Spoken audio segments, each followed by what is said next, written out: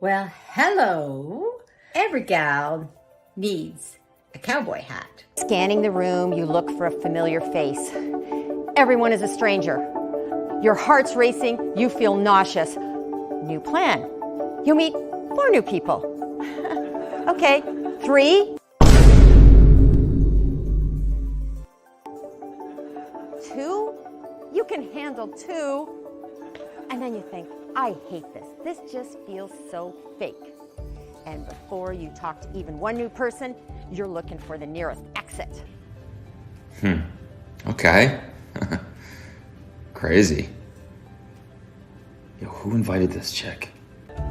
My heart races when I walk into a room full of strangers too. Except it's not anxiety, it's excitement. I'm not thinking networking quota. I'm thinking, look at all these stories. And I get so pumped about talking to people that I don't know. Oh, brother, this guy stinks!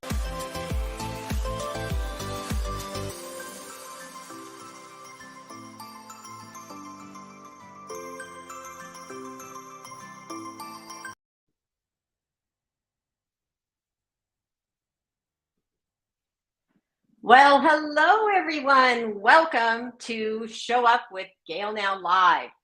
Stories. Oh, how I love stories. And yet most manufacturers often struggle with telling the stories. And that's where I come in. My name is Gail Robertson, and I'm the Chief Curiosity Officer with GailNow. And I talk with my clients and work with people around a 3-step process where I use curiosity and look at how we can sign up, suit up, and show up. And that is where the magic happens. When we can follow this process, which is something that is such a key part of manufacturing, and then be able to show up in the world and start sharing the stories. And often in manufacturing, we're looking at the people who make things that make things. So there's a lot of work behind the scenes that is going on. And today we're going to be talking about someone who is not so much behind the scenes. And he is someone who has really taken the whole issue of manufacturing and got it more out in the open to discuss it among manufacturers in terms of looking at reshoring. So we're going to be hearing about that term today and learning more about it.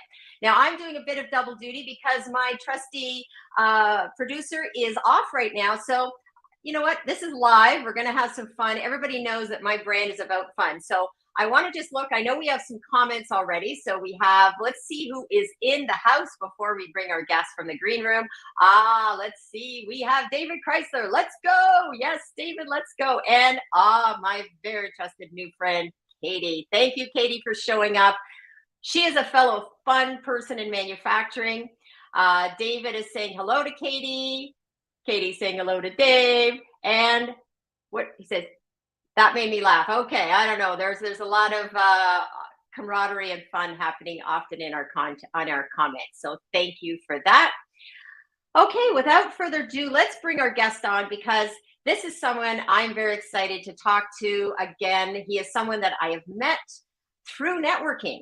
And as you saw in my opening, I love meeting new people, connecting with people, and then being able to go to the next step, which is sharing stories. So we're going to be hearing a little bit about reshoring, but we're also going to hear some stories from Harry today. So here we go. Welcome, Harry. Hi, Gail. Hello, how are you? Let's just get this right away. Thank you. I wanted everybody to see your shirt because we want to know how this show is going to go, and it's fun. And let's see. The shirt says, manufacturing is cool. Oh, yeah. There we go.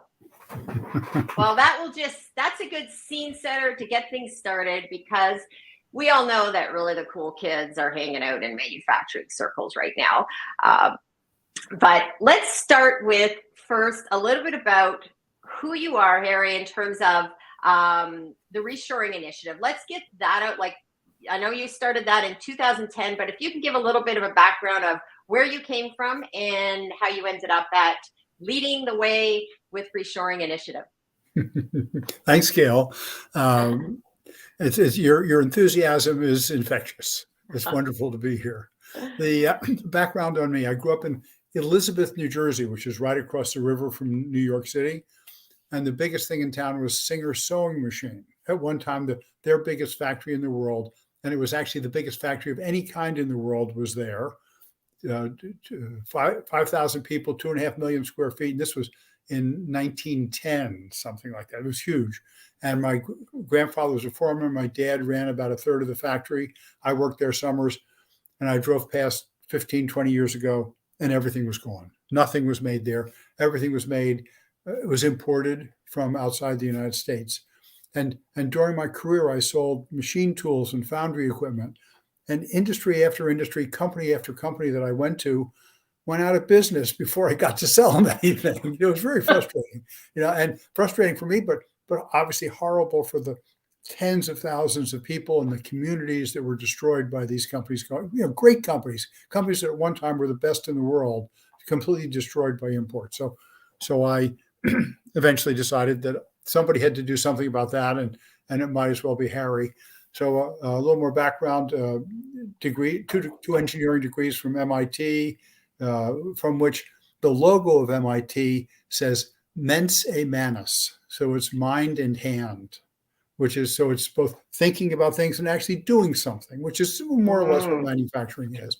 Then got an MBA at University of Chicago, ran machine tool companies, most notably what was called Charmy, and then Agi Charmy, and now GF Machining Solutions, so EDM and high-speed milling machines. And so I was president for North America for 25 years. It was a wonderful job, the best job anybody could hope for. Retired from that in 2010, founded the nonprofit Reshoring Initiative, mission to bring 5 million manufacturing jobs back from offshore, the ones we had lost to imports, and it's gone very well. When we started in 2010, in that year, 6,000 jobs were announced to come back. And this last year, 2021, about 200,000 have been announced to come back. So very successful. And not all because of us. President Obama, President Trump, other people helped a little bit. And but it's been nicely recognized. I'm in the Industry Week Hall of Fame, the American Association for Manufacturing Excellence, AME Hall of Fame. I was on the Commerce and Investment Advisory Council. So it's been, our effort has been recognized by industry and society as making a difference. And that's very satisfying. But the most important thing is the hundreds of thousands of jobs. Well, you are very modest, Harry, because I like that you just say, yeah, you just started this reshoring. And I love the idea of the collaboration, because that is also key. And I appreciate that you mentioned that because it does often take a team. It takes more than, one person, one organization. And that's something I've seen in the most successful organizations and businesses have been when there is collaborative efforts. And on that note, before we get in, we're going to be kind of going back and forth, bringing in some of the comments. I know the comments may start to increase. So before we get too far down the road, I want to share, because there's some people here that I know are fans of yours. As you know, I'm also a fan of yours and have been now for a while. So let me just get my arrow here. Let me see. We have, so we mentioned a few people in the house. Inger is actually here. I know she's en route. She's heading out on a trip. Let's see. We have, let me see. We have Janine is in the house. So she says hello. So Janine Losseline Berglund is the president of Canadian Association of Mold Makers, as well as Automate Canada. So welcome to Janine. And we have Cynthia Kustish is in the house. Manufacturing rocks. North American manufacturing is amazing and so important. And Harry gets it. What an advocate for us all. Thank you, Harry. Cynthia is someone that I've been working with. She is a writer. She is an advocate. She is an all-around go-getter when it comes to promoting manufacturing. So thank you. We have, let's see. Yep. Oh, let me see. Janine says, huge fan. There we go. We've got your whole fan base in the house today. And we have, let me see. We have Michael Matches. Hi, CJ. I admit to being in the Harry Moser fan club. Okay, so, and there's a few LinkedIn users. I don't see a name. So thank you to the LinkedIn user. If you want to drop your name as to who you are, we'll try to go through. As I said, I'm doing multiple duty here today, so this should be fun. But yes, in terms of, I just want to give for those of you watching, how Harry and I met was I was at a mold making technology webinar. I believe it was a webinar, an event, and Harry was speaking, and I made a comment, and then I connected with Harry on LinkedIn, and well, the rest is history. We've managed to connect along the way. I even pulled Harry into a Twitter space where brought him into that world where we had a talk. And one thing I will say about you, Harry, is that you are quite accessible in terms of being available for interviews, and also really having great passion for this. So what do you think is the reason why you have this type of passion to start something like Reshoring Initiative? Can you give a bit of background to that as to what sort of creates that? Why did I create it? Or why, how can you talk about the passion, I guess, the why behind what you do? Well, I didn't quite get that. And the why was that this discussion I gave, plus the fact that I had a lot of the assets to do it. So first I was retired, so I didn't have to make money because this isn't a money making thing. And I knew a lot of people. I was a good writer and a pretty good speaker and a good listener, and had lots of friends and contacts in media and whatever. And so I had the connections maybe, or the assets that made it possible to do it. And then, built on those, as you've done, built on those to bring more people in, to get more people involved, to do something about it. Well, here's the comment of the day. When Harry met Gail. So that one is, and here we have Jake. Oh, Jake Northrop is in the house. Jake is a salesperson with Cavalier Tool, and go Gail and Harry. Yes, thank you. So, and then we have Janine saying, great one. Yes, that was a, let's see, we have, you need to add, but the people are the coolest. Yes, you need to add. So not sure what, yesterday I was in a meeting with Tim Galbraith from Cavalier. Yes.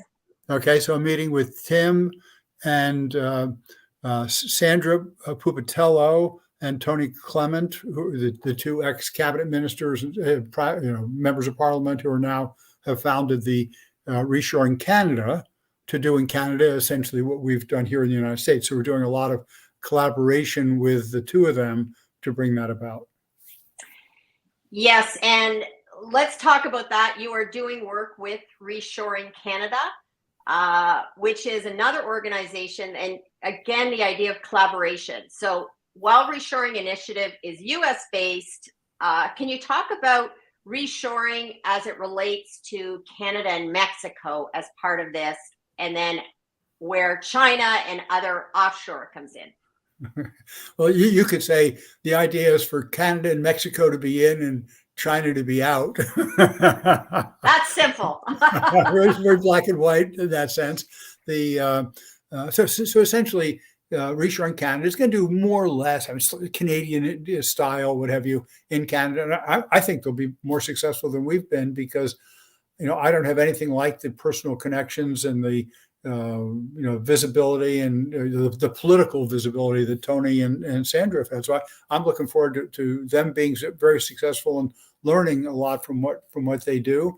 But Canada and US are very similar. Wages are about the same, costs are about the same, skills are about the same. So there's not, neither is going to draw a ton of work from the other, because whereas Mexico has wages that are now maybe 20% lower than China, and yet it's about the distance of Texas. So it's a very obvious place for work to go to. And my intent is not for work to go from the U.S. or Canada to Mexico, but for work to come from things that are now being made in China, Indonesia, or somewhere else to be produced in Mexico. So specifically, about 4 years ago, I was speaking at a conference there, and all the Mexicans were saying, well, we're going to ship more to the U.S.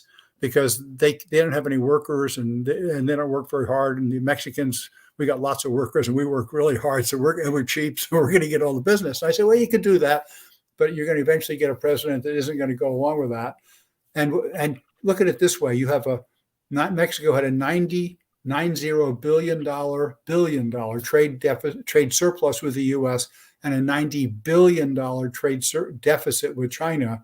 So instead of making more stuff to ship to the U.S., why don't you buy less from China and make that stuff in Mexico? Because the stuff you're buying from China, you can make, and you've got lower wages. There's no transportation. There's no duty. There's no anything else.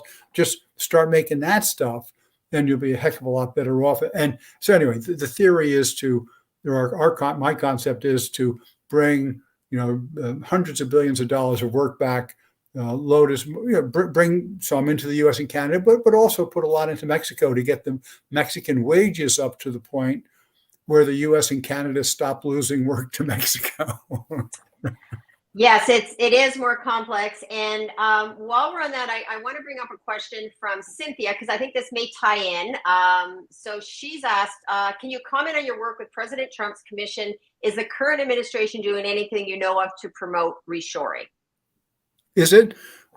Yes. I mean, there's clear. They've had a lot of.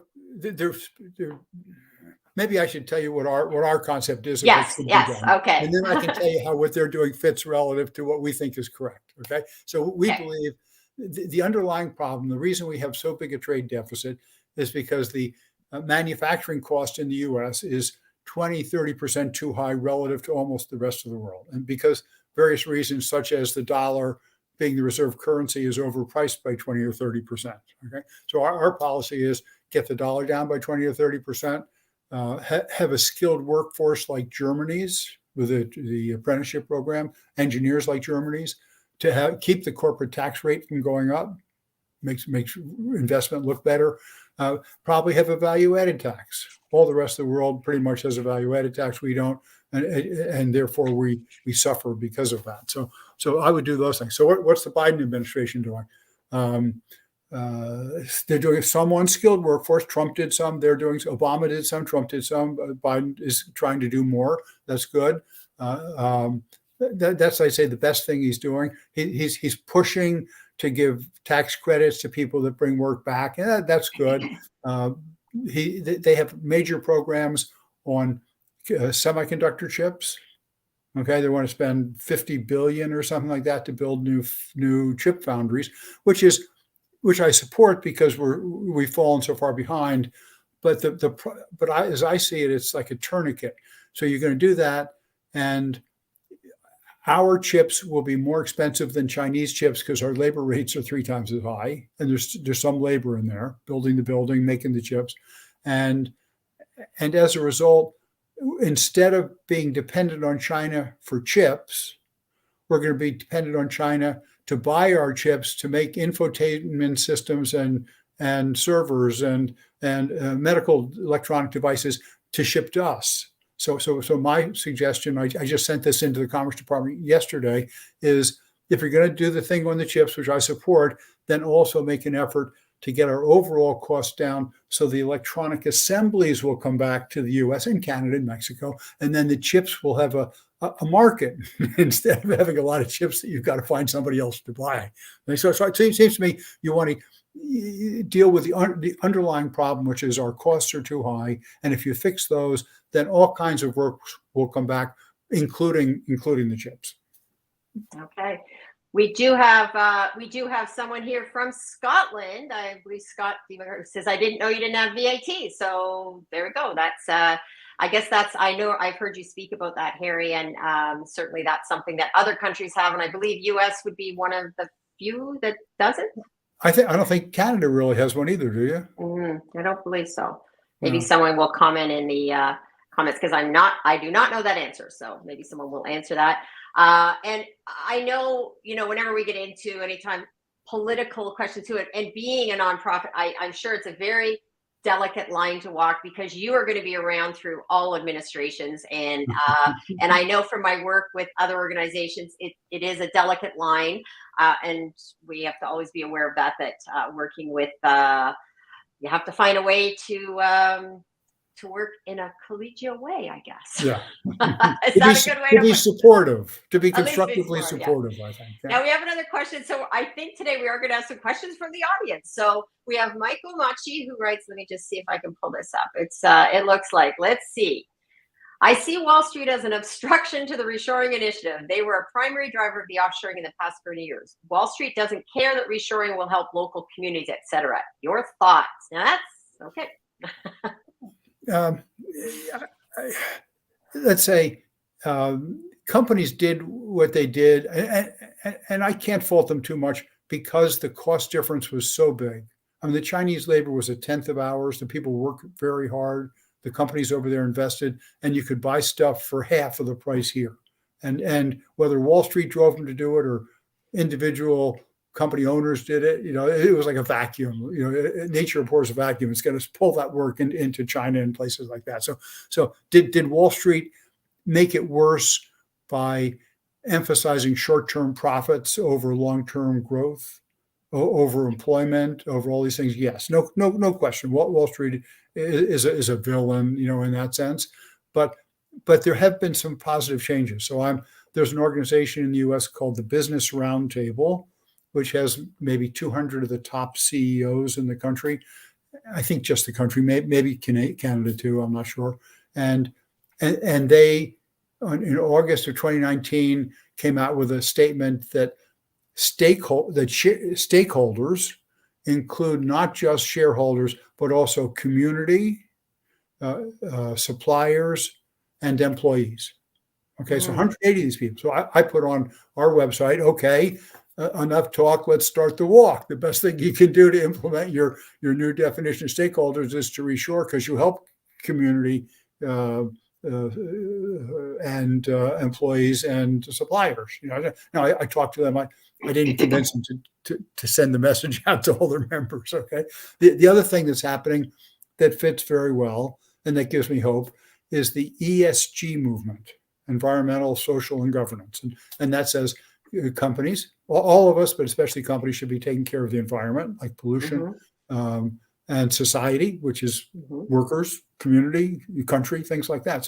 So we're trying to get going on a campaign to communicate out to the experts on ESG that the best way most of these companies can implement that is via reshoring, is to bring the work back to U.S., Canada, Mexico, something here that helps our communities. So there's a lot, and most of the companies don't think about it. They think about putting solar panels up and giving a little money to the poor, and doing this. Whereas it's much better to teach people to fish and let them then feed themselves than it is to keep handing them fish. So we believe in the teaching them to fish, which is reshoring, because then they've got a job and then they can work their way up and be very successful. So that's our. So my point. Society is coming around on this issue. Wall Street says they're measuring companies by ESG. What I have to do is get reshoring quantified into the ESG formula. And if I succeed at that, then Wall Street will be an ally instead of an enemy. Yeah. Well, I am a great believer that it is important to look at the big picture and look at all elements and all people involved, because there's just, and obviously I am a big proponent of curiosity, and the more curious we are, the more we can dig in and we can look at all sides and all groups involved, because that's so key, is being able to look at all voices and look at all angles. So we have, and I'm jumping around here in some comments, but I'm going to, Steve Rice is in the house, and Steve Rice I know through, and he says, excellent. We have to be building advocates and leaders inside every company for circular economy thinking. And we did have another earlier, thank you, Steve, for stopping by. It's great. As I said, Steve is someone I've met through my manufacturing networking and does great work encouraging leadership work. We have a LinkedIn user that says everything Harry is recommending creates the circular economy. And we have a local person here from Windsor, Essex. He's also on the board of Canadian Association of Mold Makers. Welcome, Mike Hicks. He said, Harry does a great job during presentations of protecting the price and exposing true costs. We are going to get to that next. So thank you, Mike. That will be a good segue into the next discussion, and I will come back and touch upon some of the earlier comments. But let's get to the next thing, because we've sort of looked at reshoring, the importance of bringing jobs, U.S., Canada. How can we, make sure that we are building up our economy? We've seen during the pandemic as well, what happens when all of a sudden you may need to get access to things, and then relying on, the difficulty of accessing them when they aren't, in your own country. So let's talk about total cost of ownership, because that is something that my background has been in insurance, and I worked in insurance and technology. And one of the things that I learned early on was that, especially though, if you're getting a car for a young person, you want to look at the whole cost of getting a car, insurance, as well as the cost of the car. And it sometimes is an advantage to buy a higher end car, not a car that every young person is buying, because it gets rated differently. And so you may want to get that lower end BMW for your teenager because your insurance costs may be lower. So that's the segue into talking about TCO for manufacturers. So can you give an overview of that? So 60% of companies make their decision only on the basis of price. What is the FOB or exports price from, say, China or Windsor, and then do that comparison. And the price difference is 30-40%. They're 30-40% lower than US or Canada. So huge difference. Most of the decision made based on that price. The companies look at something called PPV, purchase price variance. And so our goal, our method, is to get them instead to use TCO, total cost of ownership, which starts with that FOB price. Maybe let's say $7 for something in China and $10 in Windsor, and then you answer a bunch of questions, and it adds in the duty and the freight and the carrying cost of inventory and the intellectual property risk, quality differential, all these the value of a made in Canada or made in USA label. All these things have some value, and then eventually it may turn out that the total cost from China is higher, even though the price is lower. So companies don't. Very few companies do that, because at first it takes work. Because instead of just what's the price, and that's easy, you got to answer a bunch of questions. You got to it's got to work, and so our mission is to get them to in the interest of society, circular economy, in the interest of all these things, to see that in many cases, and our conclusion is 20 or 30% of the cases, that they can justify bringing the work back. So I did a study with the first 189 cases where the user had compared China to the US and had said they were doing a real case. They weren't just playing around with the software. They're doing a real case. And based on price of the 189, the US had the lowest price 8% of the time, but based on total cost, 32% of the time. And if there happened to be a 15% Trump tariff on, then 46% of the time. So just by doing the math correctly, just by looking at at all the relevant numbers, the win rate for the US or Canada goes from almost nothing up to 20, 30, 40%. So our simplistic message to companies is, in terms of your social responsibility to your country, to your city, to your employees, be willing to do the math and see what makes sense, and do the math and find the 20 or 30% that you can bring back, and bring it back. So it hasn't cost you anything in terms of profitability. It just costs you some time and some effort, and something you can be very proud of in the community and in the country. So we, that software is available online. We're in the process of completely revising it. We're adding in ESG and the Trump tariffs and all kinds of stuff that wasn't there when I wrote it 11 years ago. And so it's probably going to be 3 months or 6 months till it gets out online and gets updated. But it's still usable and still useful in making a better decision. So in looking at this, you talked a lot about the companies, and I hear a lot and work with salespeople. So how could we turn this around and maybe get salespeople? I know you talked about doing the math. How would you recommend, because you come from a sales background, what would be some of the tips and suggestions you'd offer to salespeople or marketing people that may be listening? Because I know there's quite a few in the comment section. What would you recommend of how they can use TCO? Yeah. So if I hear salesmen, from shops, typically, they tell me I was trying to sell to XYZ company, and they said, "Oh, sorry, your price is 30% higher than the Chinese price." And if they say that, okay, maybe my price is 30% higher, but how about my total cost? Because Bill, I hear from other members in your company about the all the warranty issues you're having with the products you're bringing in, and you stock out occasionally because the deliveries are so long, and you're worried about intellectual property risk. So you've got all kinds of considerations like that, and the buyer says, "Sorry, those aren't in my budget; those are in somebody else's budget." So you need to either convince Bill or Sue, whoever it is, and if you can't get anywhere, and if there's enough business potential there, then you need to go up the chain to somebody higher up who can change, because Bill or Sue's bonus is based on this purchase price variance, buying it cheap. And so you need someone to change their reward system so that they will make a better decision. So it's not easy. No, if this were easy, I wouldn't have anything to do. I'd be out on the beach somewhere, So another thing that we do in the United States is that a company can put up a product that they're good at making. Could be a pump, a fan, a motor, a something, a shaft, whatever. So a company's really good at making those, and we can tell them who the biggest importers of that product category are. We call it the import substitution program. So we can say, here's 4 companies, each of whom are bringing in $100 million or $50 million, whatever, worth of those things that you're really good at making. So then we can help them do the TCO calculation. Now they've got a sales tool to go to that importer to convince the importer to buy some of that from them.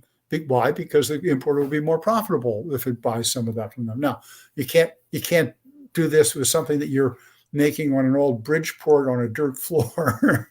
It's not going to work. You've got to be really automated, and you have to have really well-trained people, and you have to be a specialist at it. Otherwise, your price is going to be so far off that I can't come up with enough of these hidden costs to make up for the price difference between you and a good shop in China or India or somewhere else.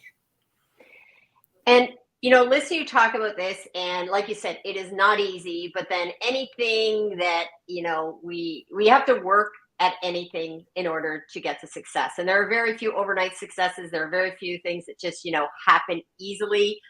So, as you're talking, one of the things that I work on with clients, and I always try to encourage, is doing more of sharing some of these stories on social media, and even having this live show today, having some people join in, ask some great questions. And my recommendation to anyone listening, especially in marketing and sales, is to start talking about this on your various platforms.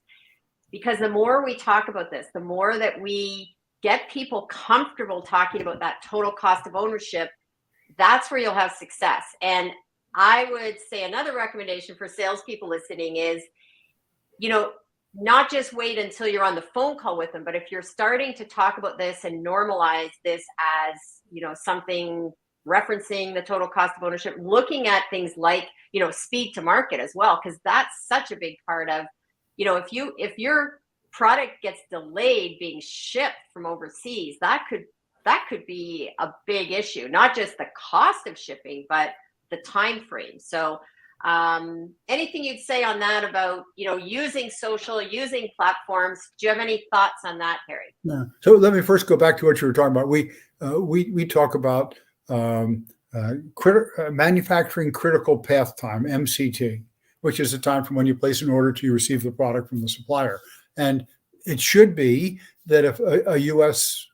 company buying from a U.S. shop or Canadian from a Canadian shop, that should be quick, a couple of weeks to make it or something, and 2 days to get there, or something, especially if you've made it before. I'm not talking about a new nuclear reactor. And but I talk to some customers and they say, I buy it from China because I can get it faster. This is before the disruptions, but Right. they had like a month on the water, and they were still getting the product faster than they could from the U.S. or the Canadian source. And that's criminal in the case of our companies to have such long lead times. To not have enough capacity, enough people, enough whatever to be able to jump on the product. Because I'm convinced that if you can offer, the Chinese right now have 2 months or 3 months to get it here. If you can get it out of your factory as fast as they can get it out of theirs, then you're going to deliver 2 or 3 months sooner. And that's got to be worth 10% or 15% on price for the buying company to know that when they need it, they've got it. And you take a lot of the variability out of the delivery time, so their inventory can be a fraction of what it would be otherwise and still not run out. So it's just huge amounts of value in that quick delivery. So but your question finally was how to use social media on it. I think so. So one of the things that, like with this import substitution program, companies have done this study with us, and then where they find the problem is, how do you find the castings buyer at Caterpillar in this division, kind of thing? Because they finally have to have someone to call and make the pitch to, and I just got some training 2 days ago, I think, from a fellow on using LinkedIn Sales Navigator, I think. Yeah.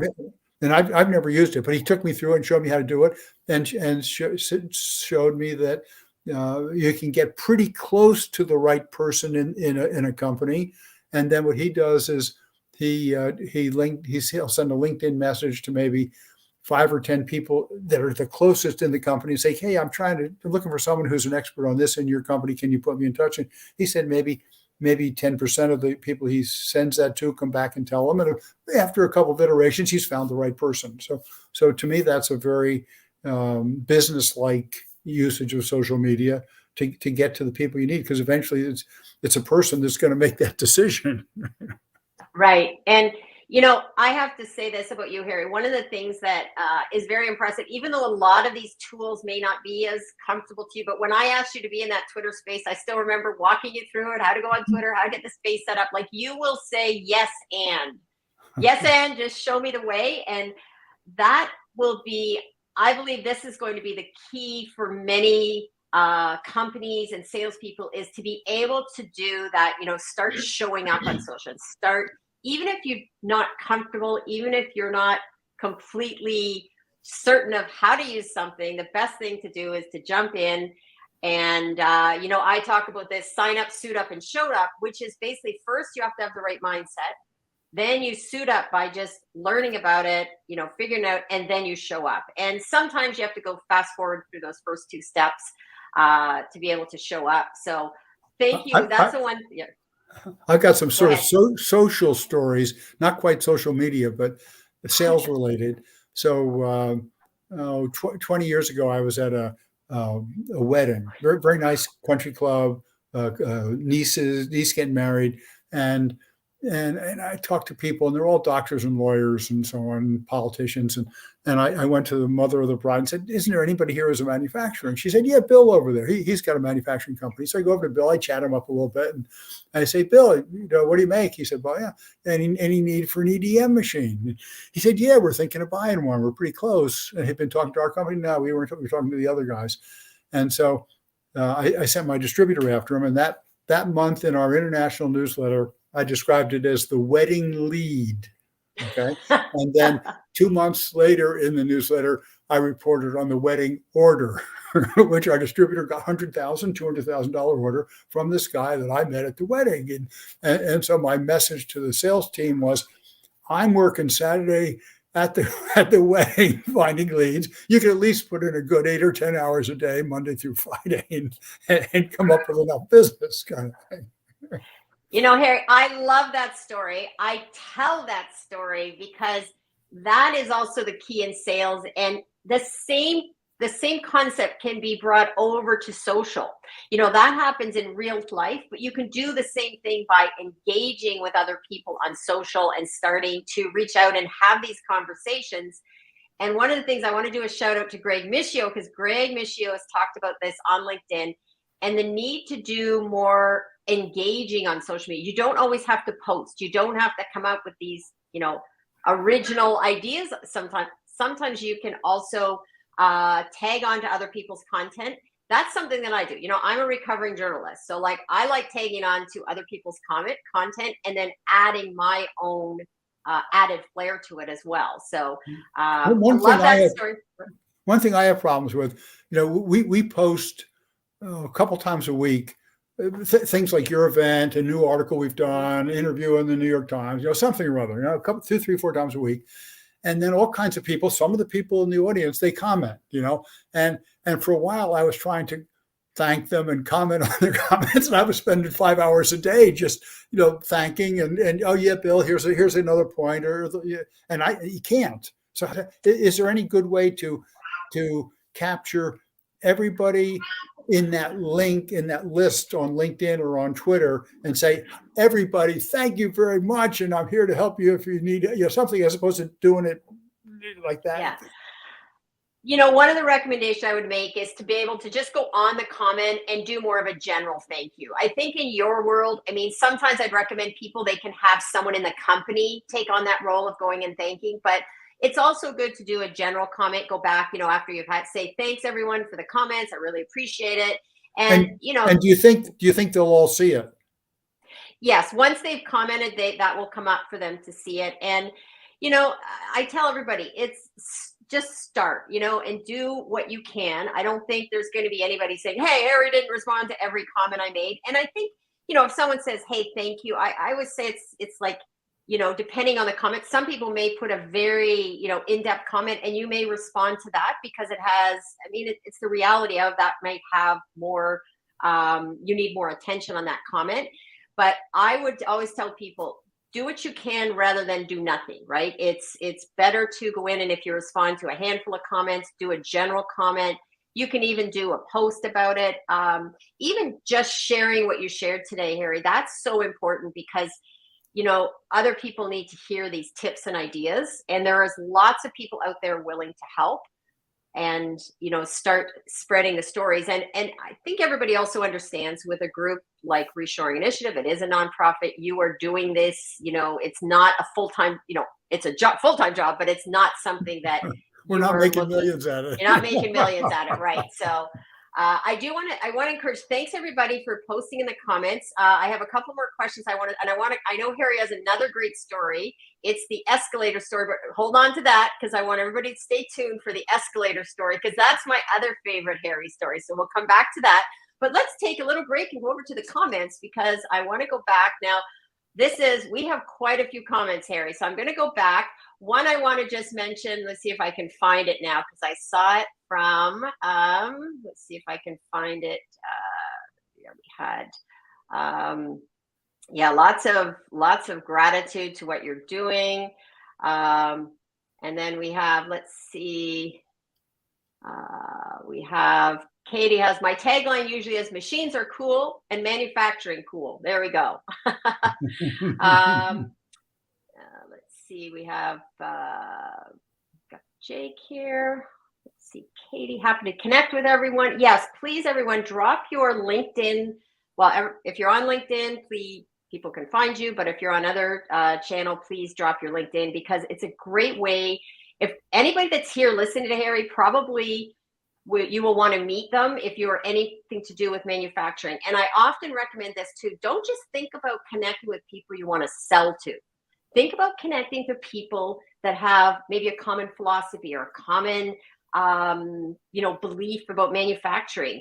And even if it's not a direct sales line, they may open doors that will lead to sales. That would be my number one tip today is please just reach out to people, all the cool people in the comments here. There are some amazing people. I know some of these people well. I know I'm going to put up here that David Chrysler, if you aren't following David, you need to follow David. He knows about process. He's using social media. He is in networking. He shows up. I think he's been at just about every one of my lives. I thank him because he really is doing some great work around encouraging manufacturing and process, which is so important. Gail, let me mention one thing that I think relates to this. I tried to do everything that people ask me to do. If somebody comes to me and say, Harry, what can you tell me about, or do you have a contact in, or what can you do? And I know it's not going to bring a million jobs back, and we're not going to make any money. But I almost always do what the people ask, because then, 6 months later, when I need something, I feel fairly confident in going to that person and saying, hey, Bill, Sue, I'm looking for something. Can you help me? And I feel logically that since I gave to them, that they should be more willing to help me when I've got a problem. So I think there's a lot of sort of give and take that works in the social media world. I don't know if Katie was responding to that comment, but I think she would say a hear to that, Harry. I am a big advocate of that. I also think, it's sometimes paying it forward is so important. And it's not even necessarily you may help that person. They may not help you, but someone else will come along. And I also believe in karma. I think that the more that you give out to the world, the more you give out, it more comes back to you. It's just this wonderful way to live. And then we have Janina said that this is a united effort. I know that was talking to Canada US, but there is one comment here. I'm going to find it again. It's from Eddie Saunders, and maybe we'll both do this because I want to touch upon just briefly give us a flex, Harry. Okay. There we go. Woo! Yes, Harry, you are also, let's just do a little segue over here into the benefit too of making sure that you're fit. And I think you have some amazing stats, something like only 10 days out of, I don't know how many years that you haven't worked out. I failed to work out 10 days in the last 23 years. Jeez. That is, I just posted something on my Twitter today because today is also Bell Let's Talk Day, which is about getting more people talking about mental health. And I went out for a very chilly walk this morning, and I try to do something every day, whether walking, yoga, strength training. I don't think I have the 10-day thing. I don't even think I want to track that, but way to go. Eddie, for those of you, there was also a great interview that Eddie did with Harry. I recommend you go listen to that, Eddie. I mean, there's so many people in the chat today that have podcasts and other shows, and it's always good. I like listening, even if I've heard you speak. It's interesting how different people may ask different questions, and sometimes I like hearing the stories over again too. So let me see. We have a few more comments here. Let's see. Share thoughts on the. So there is a couple of questions getting into the economic risks of offshore manufacturing. We will come back to that because we did touch upon that. Joe Sullivan is in the house too. Joe Sullivan, thank you. And he wrote, Michael, much thank you for the mention. It's an honor to be listed among these folks. Thank you. I am a big fan of Joe as well. He does some amazing work, has great content on his shows. So again, anybody listening, follow everybody in these comments and you will have. The other thing is I want to add to that. If you follow everyone today and just decide every day you're going to go find some content on one of their pages and don't just share it. What you need to do is take a snippet out of what they wrote, put your own spin to it, give that person credit. I just did that this week with a couple of people, and it's amazing how those posts perform so well because you don't have to start from ground zero. You can share other people's comments. So you may decide, if everybody today decided to go over to the Reshoring Initiative, go to Harry's page, pull some content from one of his posts, put your spin to it and share it. In fact, that is going to be a challenge I'll ask everybody listening today. Since Harry has so generously given him his time, let's all do a post about reshoring over the next week. And that would be a great thank you to Harry, I'm sure. And maybe if you do that post, he's going to watch for it. If you tag him and you do a whole post, I bet you he'll come along and comment on that. So let me also add, my suspicion is a fair number of the listeners are Canadian. For the Canadians, I'd ask you to support the Canadian Reshoring or Reshore Canada, the Sandra and Tony's group. They're going to do a good job. Great to be associated with them. And then for those in the U.S., we're always looking for volunteers and sponsors and that kind of thing. So anybody that wants to, help either in the labor sense or the financial sense, we're delighted to have that. How about I tell those stories now that you put off? Okay. And one thing I just want to add, yes, I do want to hear the story. One thing I do want to add is that we actually have a lot of people in the comments that are actually not necessarily from Canada. The work that I do is actually increasingly more global, and certainly the networking that I'm doing is across mostly Canada and US. In fact, there's a lot of people here that I've been putting up on the screen have been from the US. So that's what I'm excited about, is the collaboration between Canada and US. So let's go over to hear the escalator story. It's actually the elevator story. Oh, elevator. I was at IMTS, the big machine tool show, 130,000 people coming up this year in September. And I was in the Hilton, 30 stories, something like that, hotel. I get on the 28th floor, and we're going down. The elevator's full of people heading for the show. And I turn around and say, okay, who's here to buy an EDM machine? And people start handing me cards and saying, yeah, they're here to do it. So you always want to ask. Can't hurt you to ask. And then the other story, NTMA, which is sort of like the CTMA in Canada. And so mold makers, machine shops and so on. So I'm at a conference of theirs probably in Hawaii. And I'm talking to Jim. And Dwayne comes over, and Dwayne says, Jim, don't let Harry take you to dinner. And Jim says, why not? He's a nice enough guy, free meal, And Dwayne said, well, 3 years ago, Harry took Shirley and me to dinner. And since then, I've bought $3 million worth of his machines. I have been, I have the elevator story. I have been telling it as the escalator, and I was just seeing you go up the escalator and speaking to this whole group. So the elevator story is still good, but I will have to adjust my. I'd have fallen off on the escalator. That might have been. But you know what? And again, what I love about those stories is those happen in person, but we can now take those same principles and apply them to social, apply them to online. You can still do a shout out to everybody. You can still do some tagging. You can do some direct messages. I will say this. The one thing I do want to say is that please no pitch slapping. This is a term I heard from Ron Tite, one of my fellow keynote speakers in the world of marketing. And I love that term because do not, when you send messages, do not send a message saying, hi, how are you? And then pitch them on what you want to sell to them. Instead, build relationships. John Buglino is not here today, but he says hunt the relationship. And I want to do that shout out to him because John is amazing at doing that. And we need to really build those relationships first and not necessarily go in for the sale. And one of the things, Harry, you did is that you are someone who does build those relationships. So when you do that, I just love that idea, though, at times when you just say that to the elevator, hey, anybody need this? Because you know what? If you don't ask, the question is always no, or the answer is always no. So it's important to ask. People who connect with me on LinkedIn, I look at what their job is, and if I can think of something that we can do, I typically will send them our flyer and say, thanks for linking. Here's a couple of things we could do for you. Here's our flyer. Because it seems to me you want to at least get in front of them and at least let them know what you have that could help them, so to speak. Yeah.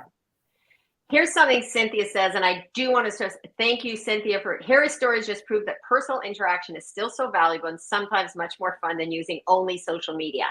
And I want to say this, I agree. It is not that mutually exclusive. I'm not saying you should only be on social. I was just at a Merimold in the fall, and it was fascinating and interesting to be on the show floor. But what I did was I took some of those pictures and information. I posted it on my page, as well as I do work with Cavalier Tool, and they do a lot of interaction, and they are very supportive of social media and the digital world.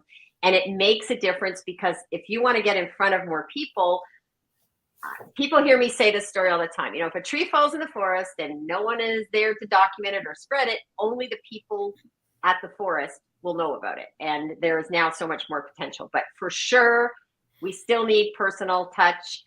I think it's more a matter of now finding that right balance too. So I know Katie had to jump off. Let me see. There was another comment. So Katie wrote, comments beat reactions, reactions beat shares, but shares with context and tags is my winning formula anyway. But look at me with only 400 connections. But Katie, you are moving on up. And you know what? I want to address this too. It's not, you can find ways to increase your followers, but if I have learned anything about that, it's all in the process. It's still about building relationship first, not just trying to, there is ways to rig systems on social media to get a lot of followers, but they're bots. They're not the right people.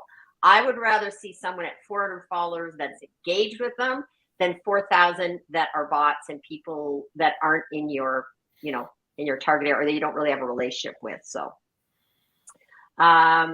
Michael, he said, yes, he said, I'd like to share the recording of this interview. Yes, it will be on my YouTube. It's going to be on LinkedIn. But if you go to YouTube, you can see previous shows as well.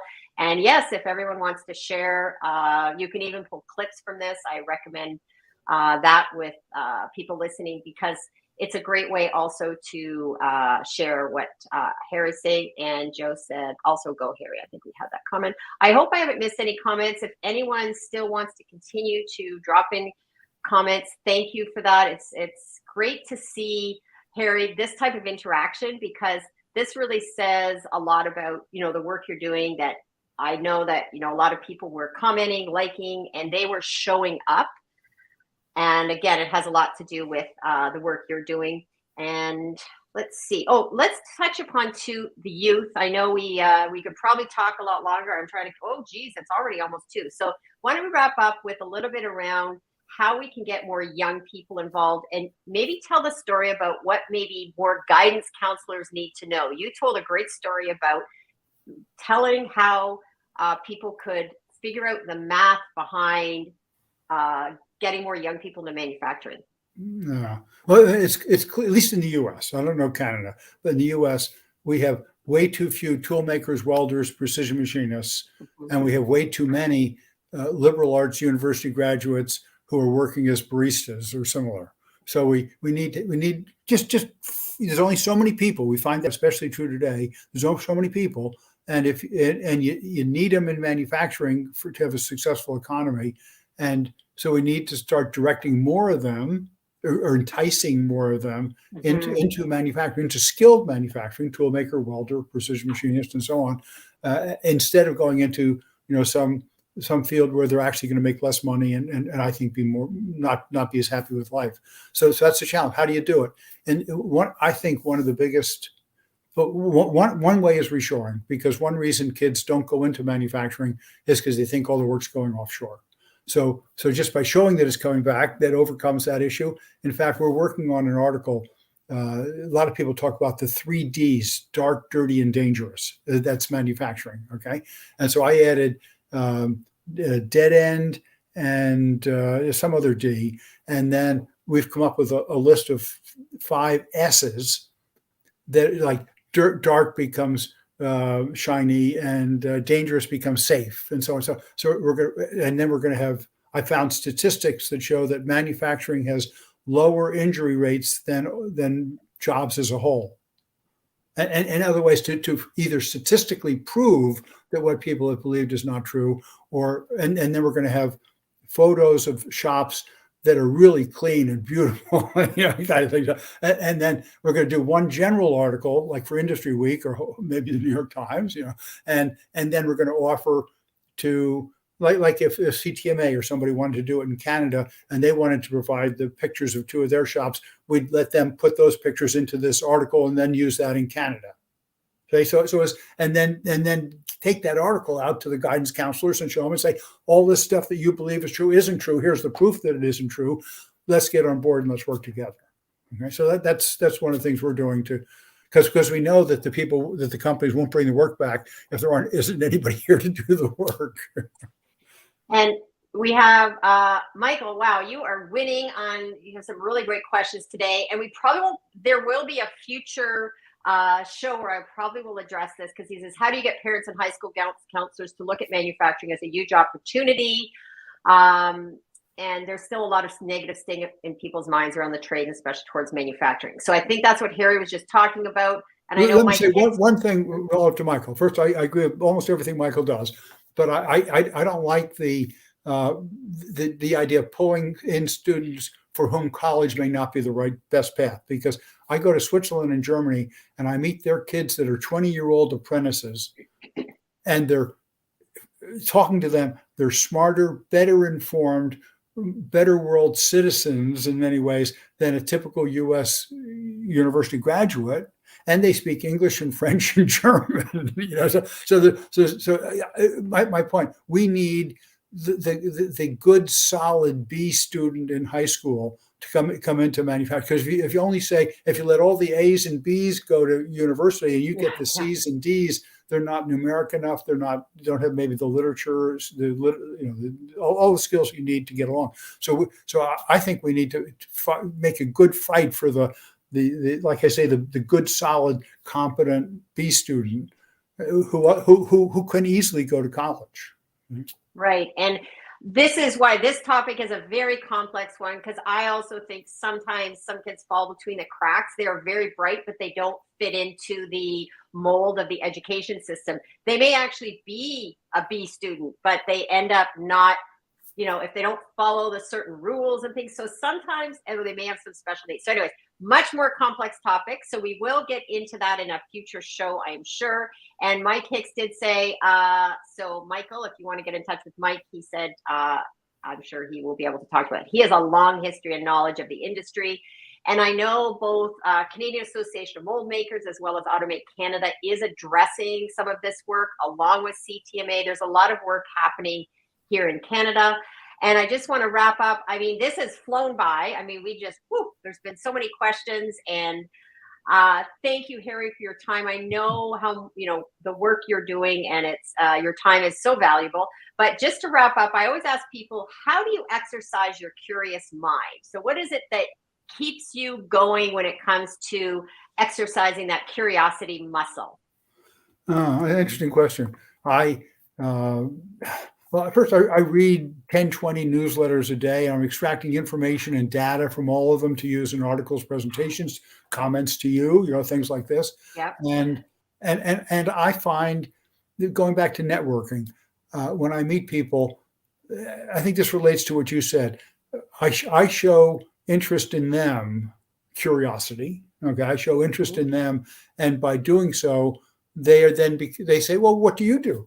Oh, I'm the Reshoring Initiative, and here's what we might do together, kind of thing. See, but by showing interest in them first, and a couple, 3 or 4 questions back and forth about their work, their background, their whatever, I've increased the probability that we'll finally have a good networking conclusion. Yay! Thank you. Well, like I said, we have never met in person. We've only met, and it started in the comment section. And I often say that. So much magic happens in the comment section. People meet, connect, just as you would in the hallway at a convention or at a trade show. So keep that in mind when you're coming out. I sometimes even attend webinars. Sometimes I don't even the topic isn't even something I really even think I'm all that interested, but I know there's going to be lots of things happening in the comment section. So thank you, Harry, for again supporting the idea of everybody out there. Great to hear from all of you. So yes, you may want to go back and look at some of the comments after on the LinkedIn. You'll be able to go and see some people that, and if you're not connected with them, you may want to connect. So I will see you in the green room. I'm going to put you in the green room, and we'll say a goodbye there in a few minutes. I'm just going to do a wrap up, and then let me just see here. I'm just going to see you shortly while I do my wrap up. Wow. Okay, as you can tell, I'm a fan of Harry's because, you know what, he does show up. And one of the things I'm really a big believer in is the term, and they use this, saying yes and. And what that means is sometimes what we do is we say, nope, don't want to do social. Nope, don't want to respond to that. And instead, if you say yes and that's something used in improv as well, because then it keeps the conversation going when you start to say yes and. So for anyone also listening out there, if you're in manufacturing and you want to learn more about my 3-step process, which is sign up, suit up, and show up, please reach out to me. And if you know of a company that may be struggling, because in manufacturing, a lot of times there's so many great stories.